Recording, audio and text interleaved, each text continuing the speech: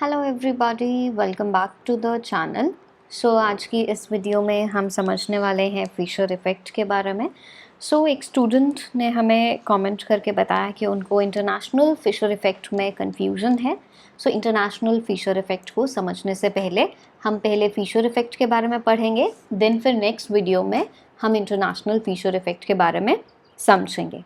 Fisher effect simple language में with example, with calculation, with multiple choice question हम इसमें discuss करेंगे इस वीडियो में। ये वीडियो कंप्लीट देखने के बाद आपको ये टॉपिक समझ में आ जाएगा बहुत ही अच्छे से।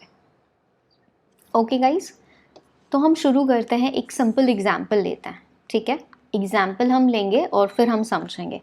अभी ये पर्टिकुलर पर्सन है, इसको रिक्वायरमेंट है मनी की और इसको पैसे चाहिए 10,000 रुपये।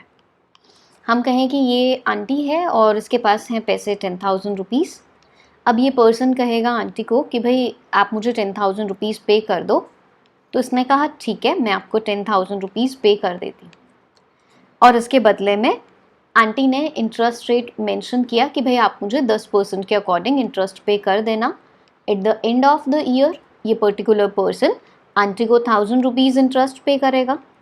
Right, clear. अब पॉइंट ये आता है कि क्या ये 1,000 रुपीज़ हम कहें कि भाई लाइक आंटी की ये रियल इंटरेस्ट रेट है? नहीं। द पॉइंट इज़ कि भाई आपके जो 10,000 रुपीज़ थे स्टार्टिंग में और at the end of year ये रुपी की वैल्यू भी तो चेंज होती है। किस लिए? हम कहें इन्फ्लेशन रेट मीन्स महंगाई बढ़ती है, प्राइसेस बढ़ते हैं गुड्स के, सर्विसेज के, कमोडिटीज़ के। कि भाई कोई भी चीज़ अगर आंटी ईयर के स्टार्टिंग में बाय कर रही थी तो 10,000 रुपीज़ पे करके वो ख़रीद लेती थी, बट अब उसी चीज़ के आंटी को 11,000 पे करने पड़ रहे हैं। तो हम कहेंगे कि हमारी इन्फ्लेशन रेट यहाँ पर कितनी है? 10%। आंटी इंटरेस्ट कितना चार्ज कर रही है? 10%। तो भाई रियल इंटरेस्ट रेट तो कुछ भी नहीं है, बचेंगे तो कुछ भी नहीं। आपके पैसे की जो वैल्यू है वो भी तो कम हो रही है ना, इन्फ्लेशन रेट, कि आपको सेम चीज़ के लिए अब ज़्यादा पैसे देने पड़ रहे हैं, तो आपके रुपए की वैल्यू डिक्रीज हो रही है। अब पॉइंट ये आता है कि जो हमारा फिशर इफेक्ट होता है वो क्या है। ये हमारा फिशर इफेक्ट रिलेशनशिप डिस्क्राइब करता है इन्फ्लेशन रेट के बीच में और इंटरेस्ट रेट के बीच में कैसा रिलेशनशिप होता है, ये चीज़ डिस्क्राइब किया है फिशर इफेक्ट में। ठीक है, इतना पॉइंट समझ में आया सबको? स्टेप बाय स्टेप समझना। अगर एक बार वीडियो देखने पर आपको समझ में ना आए सो मेक श्योर कि आप 2 बार वीडियो देखो, स्टेप बाय स्टेप पॉइंट्स को समझो, तो आपको टॉपिक क्लियर हो जाएगा। तो इतना क्लियर हुआ। अभी यहाँ पर मैं एक छोटी सी सिंपल इक्वेशन लिखती हूँ। Real interest rate equals to nominal interest rate minus inflation rate. ठीक है, नॉमिनल इंटरेस्ट रेट मीन्स जो आंटी ने रेट चार्ज की थी 10% और इन्फ्लेशन हमारी कितनी थी? 10%। तो हम कहेंगे कि यहाँ पर हमारी रियल इंटरेस्ट रेट 0 है। ठीक है, रियल इंटरेस्ट रेट मीन्स कि भाई उसको पैसे कितने बचेंगे, कितना परसेंट उसको बचेगा। Nominal interest rate means without adjusting the inflation, अब मान के चलता है कि भाई आंटी चाहती है कि मैं इस बंदे को 10,000 रुपये दे रही हूँ, तो इसके बदले में एटलीस्ट मुझे 5% रियल रिटर्न मिलनी चाहिए। इन्फ्लेशन कितनी है मार्केट में? 10%। तो आंटी कितना चार्ज करे? ऑब्वियसली कि अगर वो 15% चार्ज करेंगे तो उनको 5% हम कहेंगे कि रियल इंटरेस्ट रेट मिलेगी। Right. So point number 1, in Fisher effect explain the relationship, it describe the relationship between the interest rate and the inflation rate. First point. Second point, ये छोटी सी इक्वेशन हमें पता होनी चाहिए, अभी आगे डिटेल में सारी चीज़ें डिस्कस करेंगे। क्लियर। अब यहाँ पर हम थोड़ा सा चेंजेस करें कि देखो, मान लेते हैं कि हमारी इंटरेस्ट रेट वो 5% चाहते हैं कि मुझे 5% रियल इंटरेस्ट मिलता रहे, और इन्फ्लेशन अगर बढ़ जाती है, इन्फ्लेशन 10% से बढ़कर 12% हो गई, तो ऑब्वियसली कि अब आंटी को 5% रिटर्न के लिए अपनी नॉमिनल इंटरेस्ट रेट जो वो चार्ज करेंगी वो ज़्यादा करनी पड़ेगी, तभी उनको 5% मिलेगा। तो यहाँ पर आपने एक चीज़ नोटिस की कि इन्फ्लेशन रेट के बढ़ने पर नॉमिनल इंटरेस्ट रेट भी बढ़ जाती है. So there is proportional relationship between the nominal interest rate and inflation rate, right. अब हम कहें कि अगर इन्फ्लेशन रेट 10% से बढ़कर 15% हो जाती है और आंटी चाहती है कि मुझे 5% रिटर्न ही मिलती रहे, तो बेसिकली अब उनको 20% नॉमिनल इंटरेस्ट रेट चार्ज करनी पड़ेगी, तभी उनको 5% रियल बचेगा. सो ये प्रोपोर्शनल रिलेशनशिप होता है between the nominal interest rate and the inflation rate. And Fisher effect describe the relationship between the interest rate and the inflation rate. यहाँ पर एक पॉइंट और हम डिस्कस करें. इतना समझ में आया कि नॉमिनल इंटरेस्ट रेट और इन्फ्लेशन रेट हमारा क्या होता है. अब देखो, इसी को ही हम ऐसे भी ट्विस्ट कर सकते हैं ना कि अगर आपको नॉमिनल इंटरेस्ट रेट कैलकुलेट करनी है तो आप रियल इंटरेस्ट रेट में इन्फ्लेशन रेट प्लस कर दोगे तो आपके पास नॉमिनल आ जाएगी, क्योंकि ये माइनस का है और इधर आके प्लस का हो जाएगा. फंडा क्लियर. तो ऐसे भी आप लिख सकते हो, भाई आपको सिर्फ ये याद रखना है और इसको आगे पीछे तो हम प्लस माइनस कर ही लेंगे. सो ये था हमारा फिशर इफेक्ट. जस्ट ये था सिंपल एग्जाम्पल. अब बात करते हैं टेक्निकल डेफिनेशन की. ऑब्वियसली कि वो भी हमारा क्लियर होना चाहिए पॉइंट.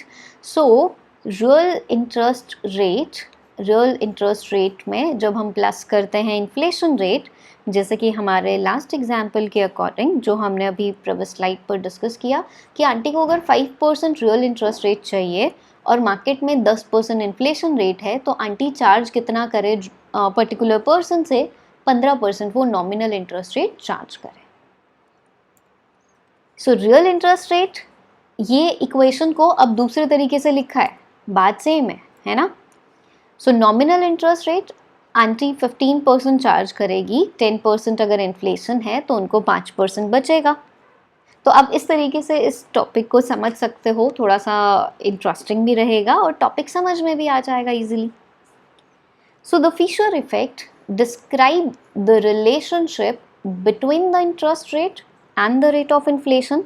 ये तो हुई हमारे इसकी डेफिनेशन की बात, और ये हमने इक्वेशन समझ ली एग्जाम्पल के थ्रू.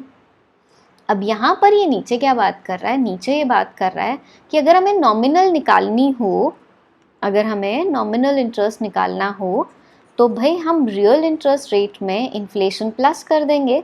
ये माइनस का है, इधर आ जाएगा तो नॉमिनल आ जाएगा. नॉमिनल इंटरेस्ट रेट मतलब कि आंटी कितना चार्ज करेगी उससे. सो आंटी चाहती है कि उनको 5% बचे, रियल अमाउंट बचे उनको. इन्फ्लेशन है 10% तो वो 15% चार्ज करेंगी. अब आंटी चाहती है कि उनको 8% बचे और इन्फ्लेशन रेट है 10%, तो भाई नॉमिनल मतलब 18% वो इंटरेस्ट चार्ज करेंगी पैसे देने के नाम का. तो समझ गए, यही डेफिनेशन हमारी यहाँ पर लिखी हुई है. लाइक इसी इक्वेशन के बारे में यहाँ पर लिखा हुआ है. सो सिंपल सा पॉइंट. सो ये आंटी जो हैं, ये भाई अगर वो चाहते हैं कि उनको 18% अमाउंट बचे, 18% उनकी रियल इंटरेस्ट रेट हो.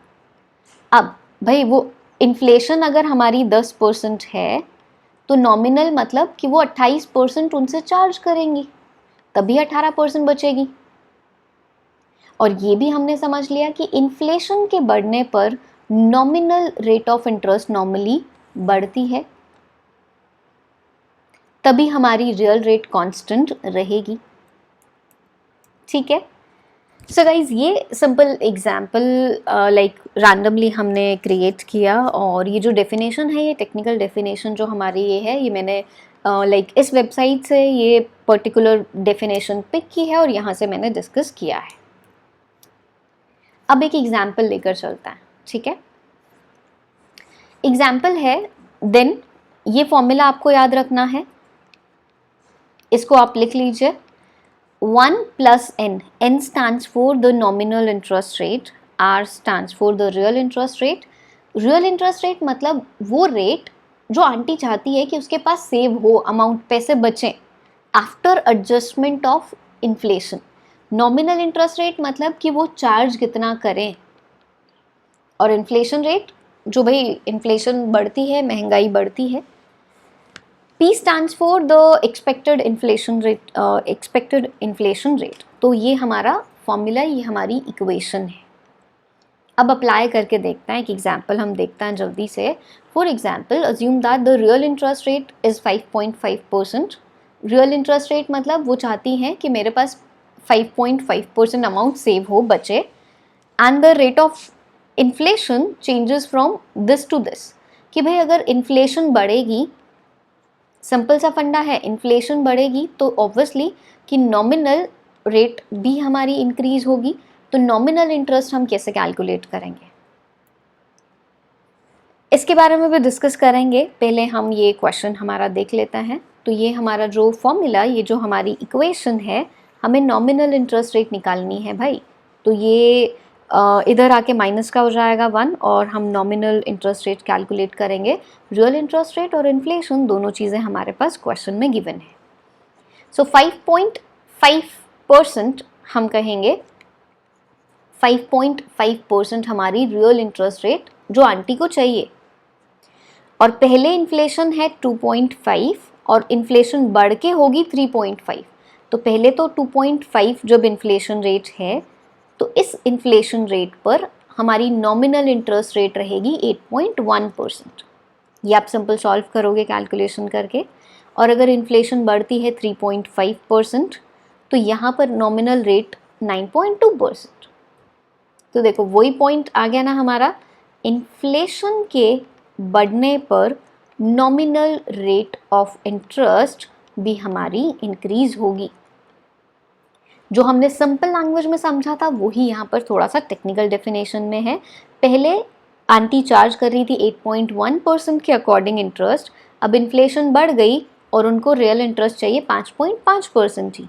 तो हमारी वो nominal rate of interest increase कर देंगे. So there is direct relationship between the nominal rate of interest and the inflation rate of inflation rate. So inflation के बढ़ने पर nominal ये rate बढ़ेगी. So therefore nominal interest rate भी increase हो जाएगी हमारी. पहले 2.5% इन्फ्लेशन थी तो इतना उनको चार्ज करना पड़ता था. अब अगर इन्फ्लेशन बढ़ी है तो अब वो ज़्यादा चार्ज करेंगी. सो गाइज यही हमारा फिशर इफेक्ट है, यही हमारा क्वेश्चन है बेसिकली कि फिशर इफेक्ट होता क्या है. The relationship between the inflation rate and the interest rate, इन दोनों का रिलेशनशिप, कि हमारी रियल इंटरेस्ट रेट निकालनी है तो हमारा it's nominal minus inflation rate. और आप चाहते हो कि आपकी ये रियल रेट कांस्टेंट रहे, तो भाई आपकी ये इन्फ्लेशन के बढ़ने पर ये भी हमारी इंक्रीज होती है. और जो हमारा इनका फॉर्मूला है 1 + n = 1 + r 1 + p. n stands for the nominal rate, the real rate and the inflation, expected inflation rate. अब ये क्वेश्चन फिशर इफेक्ट में से हम बात करें तो एग्ज़ाम में हमारा ये क्वेश्चन फ्रेम हुआ है, विच क्वेश्चन आया है ये हमारा 2014 में दिसंबर में पेपर 3 मैनेजमेंट का. International Fisher effect and the Fisher effect, इन दोनों के क्वेश्चन मैनेजमेंट में हमारे ज़्यादा आते हैं. कॉमर्स में अभी तक कोई पर्टिकुलर डायरेक्ट क्वेश्चन नहीं आया है, बट मैं बात करूं तो क्वेश्चन एक्सपेक्टेड है कि हमारा ये क्वेश्चन इस टाइप का क्वेश्चन एग्ज़ाम में आ सकता है.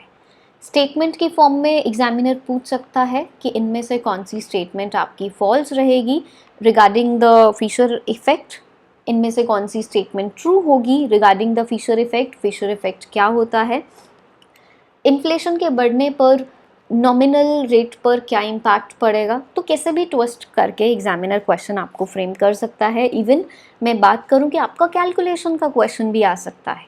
कैलकुलेशन का क्वेश्चन कैसे आएगा, जैसे एग्जामिनर आपको देगा कि रियल इंटरेस्ट रेट है इतनी, इन्फ्लेशन है इतना, कैलकुलेट करो नॉमिनल इंटरेस्ट रेट क्या होगी.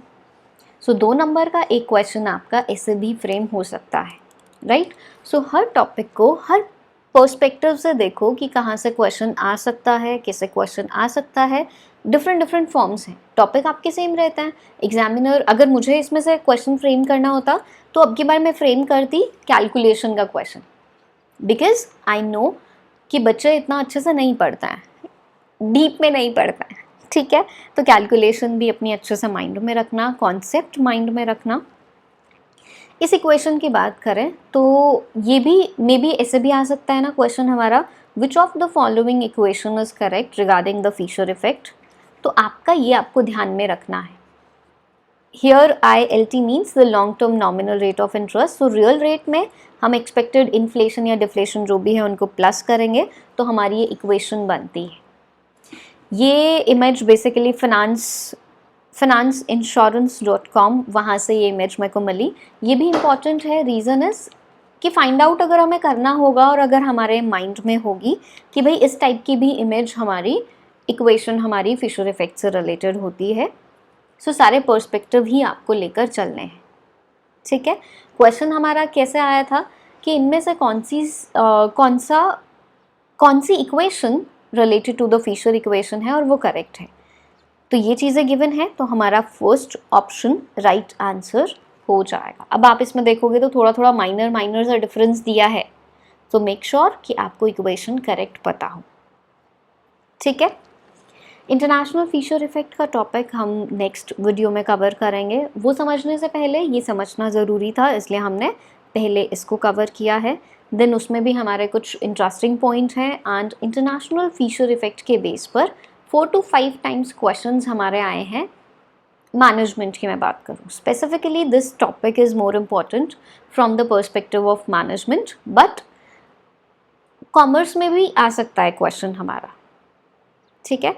सो गाइज आई होप कि आपको फिशर इफेक्ट क्लियर है। क्विकली 1 मिनट में ओवरव्यू लें तो क्या है फिशर इफेक्ट, क्या कहता है Fisher effect. Basically American economist Irving Fisher ने दिया था ये इफेक्ट। उनके according this concept describe the relationship between the inflation rate and the nominal interest rate की मतलब हम इंटरेस्ट रेट की बात करेंगे यहाँ पे कि इंटरेस्ट रेट और इन्फ्लेशन में रिलेशनशिप बताएगा।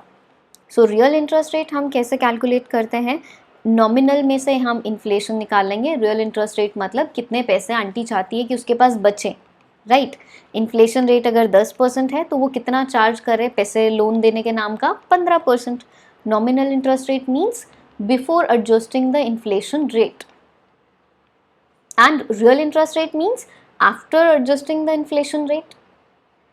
Okay, so guys, I hope कि आपको फिशर इफेक्ट क्लियर हो गया है। बहुत सारे स्टूडेंट्स को फिनेंस की टर्म्स में और इनमें कंफ्यूजन रहता है, बट हमेशा कोशिश करो कि पहले आप एग्जाम्पल देखो, एग्जाम्पल को समझो, टॉपिक रीड करो, उससे रिलेटेड क्वेश्चन कैसे आते हैं आप ये रीड करो। ये हमारी राइट अप्रोच होती है हर सब्जेक्ट से रिलेटेड, हर टॉपिक से रिलेटेड, राइट। सो गाइज, आपको कॉमर्स के किसी भी टर्म में डाउट है, कोई भी टर्म आपको समझ में नहीं आती है, कॉमर्स में हमारे 10 सब्जेक्ट्स हैं, सो आप कमेंट करके हमें बताइए कि कौन सी टर्म आपको नहीं आती है, जिसमें भी आपको डाउट होगा तो हम टॉपिक भी डिस्कस करेंगे और साथ में क्वेश्चंस भी डिस्कस करेंगे एग्ज़ाम पर्सपेक्टिव से कैसे हमारे क्वेश्चन आते हैं।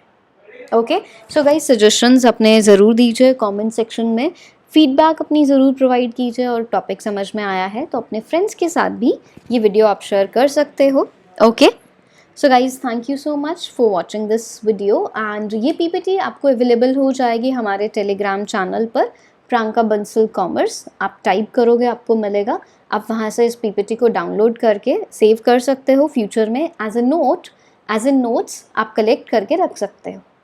Okay everyone.